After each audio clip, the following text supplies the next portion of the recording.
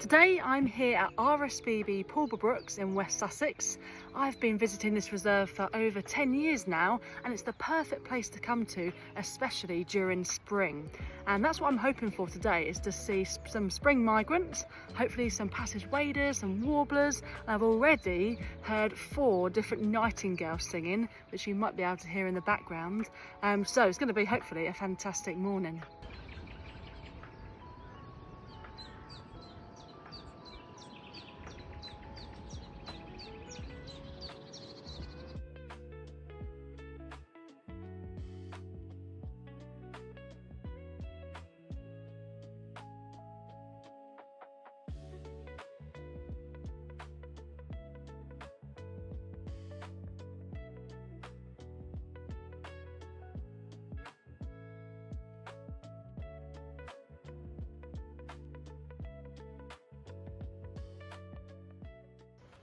So I've just spent a couple of hours walking around the reserve, and I've had over 50 species.